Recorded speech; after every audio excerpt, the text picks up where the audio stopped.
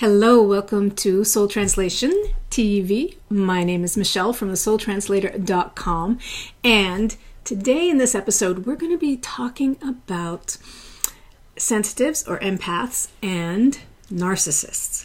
This is a huge topic because it is one of those classic kind of weird yin-yang connections that often happen and that so many empaths and sensitives will unfortunately experience the often what can feel very traumatic and very energy depleting relationships and exchanges with narcissists. Now, I'm going to bring in a little bit of a different twist on what makes a narcissist, because I feel it's time to dig a little deeper on who a narcissist is and understand this relationship a bit more. And I know this because I have worked in psychology, and I've got a lot of different experiences that I've worked within, mental health and worked with narcissists directly. But I've also been in many relationships with them. So I want to give you a little story here. I remember back in graduate school, I was working with this one patient. I'll just call them M. And I remember I was absolutely flabbergasted and so confused by this patient, because what I really didn't understand was, although he had absolutely no ability to have empathy and to relate to the things that that he was doing in his life to others, and the way he was being rejected, and the way he was, having the narcissistic personality disorder, and the intensity that was creating in his life for himself and others, and the loneliness it was creating. He also had this extremely ridiculous ability to read me, which was very uncomfortable because I was the therapist and he was the patient. And, I remember in a certain period when I was working with him, I was in the situation where I was also going through a heartbreak with somebody. And I remember with this patient M, he was able to read me like a book. I mean, to the level where I was like, dude, are you psychic? I mean, really, how can you feel this about me? And of course, it was difficult in the therapeutic situation because, having things kind of turned on you like that is a challenge for therapists, and particularly with people who are diagnosed with narcissistic personality disorder.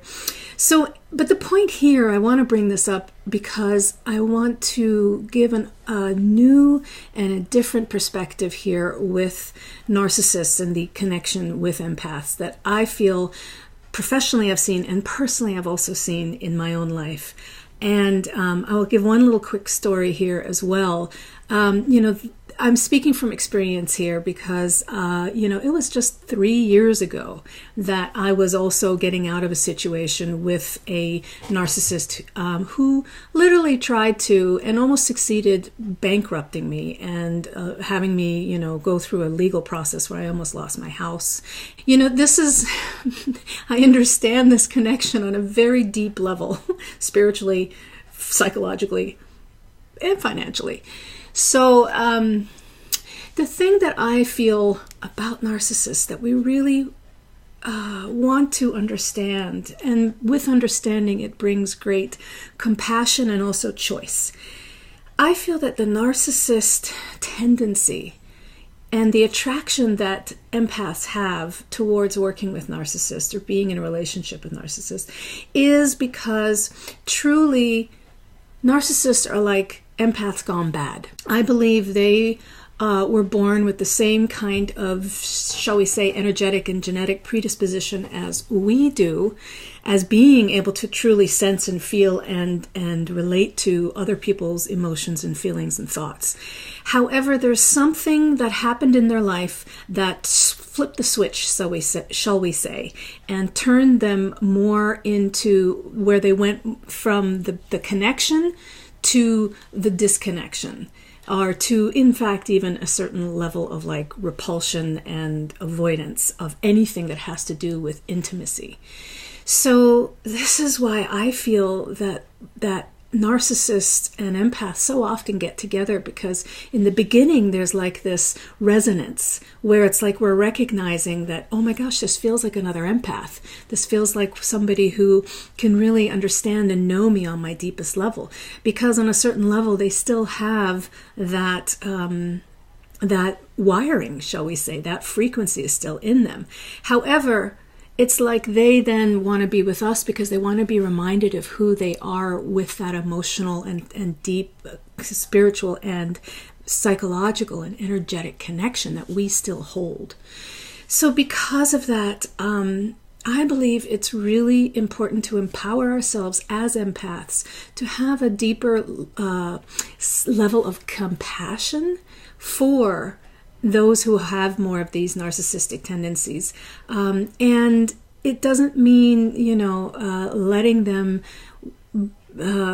be abusive energetically or emotionally or in any of the unfortunate things that happen, because that's where our boundaries and our self-understanding come in, where we can recognize like, I'm stepping into more of this empath narcissistic dance, and I don't want to do that because it can be very traumatizing and draining of your precious life energy, and your emotional heart can be very wounded by narcissists. So it's important to recognize when this may be happening and also to have boundaries.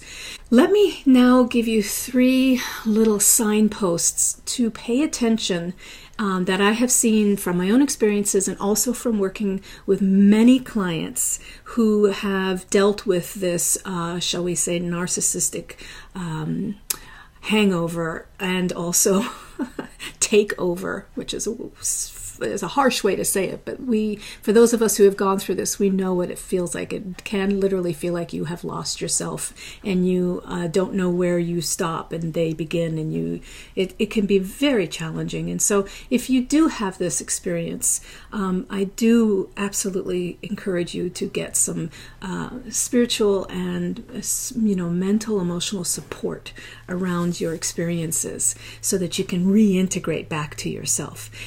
Here are 3 quick and direct, not necessarily easy, but 3 things to pay attention to. The first is any sort of physical changes that you start to feel when you're in relationship with, whether that's intimate or work or family. When you start to feel a consistent physical change in your body when you're around a certain person, that is a sign that you are having like an energetic allergic reaction to them, is what I call it. This could be a chronic rash. This could be you start feeling sick to your stomach when you're around somebody. It could be a even if you're physically intimate with somebody and you find that you tend to have, results from that don't feel well, that you're exhausted after having being intimate with them. Please do pay attention to any sort of physical changes that you feel that keep reoccurring when you're with somebody. That's a definite, signpost that something is off. The next thing is pay attention to the person's upbringing and their stories that they talk about, and particularly to if there is some point in their life where they have this extreme emotional decision that they make that comes from disappointment. Let me give you an example here. I was with somebody who was a narcissist, and I remember them telling me the story early on when we first got together around being deciding fully to call off and write off any sort of Christmas because this person did not get a particular gift when they were like 12 or 13. And it was like they made this extreme cutoff, all or nothing decision that was based around this disappointment of not getting something that they wanted. And it was an extreme decision, and it altered the rest of their life. And I would say pay attention if you see this thing that kind of makes you raise your eyebrow and go, wow, dude, that was a pretty major choice you made there over something that seemed not so tragic. We can never judge how other people are affected by things. So this is not about saying like, well, come on, dude, get over it. That's ridiculous. But this is paying attention to seeing this moment where you're kind of like, wait a second. And that doesn't really fit. Emotionally, that seems like almost like a tragic, traumatic cutoff to something that may feel a little benign or kind of like, I don't get it.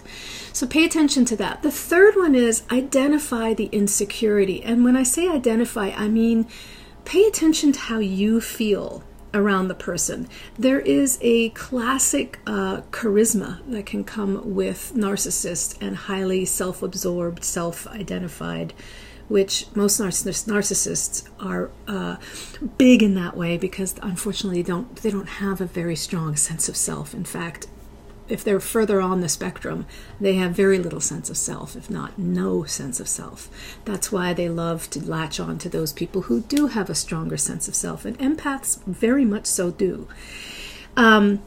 But if you feel like you are, when you're with a certain person and you feel that there is a feeling of like there's this insecurity, but you can't, it's like, again, those pictures aren't matching up. It's like, well, they present as really charismatic, but there's this thing that I kind of feel underneath there that is not quite matching together. The energy of who they are is different than how they're showing up. And so it's important that you identify what this insecurity feeling is. Now, we all have insecurities, and there's nothing wrong with seeing that there can be a little disjointed in people, but you do need to pay attention, particularly if you have those other two signs, or if you are questioning whether this person is healthy for you, if they are on the narcissistic spectrum. You really do need to pay attention to, like, okay, am I sensing a deeper sense of insecurity with this person, and do I see them being more transparent emotionally in their lives? Are they showing up a little more with their insecurities on their sleeves and that's not a problem? They're not pushing that insecurity away. So this is a little bit of a tougher one, but it is definitely where you need to trust your intuition and trust your instinct. And often, there is that charismatic side that we can feel the energy of as empaths, and we can sometimes have that override our truer sense of knowing and intuition. And the best way to get into that truer sense of knowing intuition is to feel how you are with that person in your body, how you feel. Your head and the energy of something could be saying one thing, because remember, as empaths, we connect to many different levels of energy, and the narcissistic impression can be very strong. So don't blame yourself if you get a little bit caught up in that, but do return back to your body and your deeper knowing to be able to get an answer of, like, can I identify more of the insecurity here? And use that to protect yourself and to be cautious yet observant. Okay, thank you so much for listening to this episode. I hope it has been helpful for you.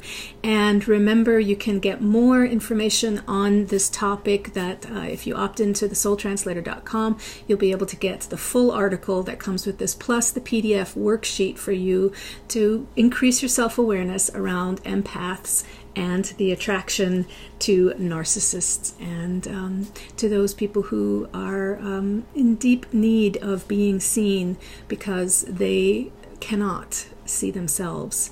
And empaths can often step in very much to help them with that. But remember, it's not necessarily your job. Your job is to see yourself and to be empowered, connected, and expressing and protected of who you are in the world, and giving your gifts to those who truly can benefit from them. And first and foremost, making that benefit be for yourself and for your life. All right, take good care, and I'll see you in the next episode. Bye.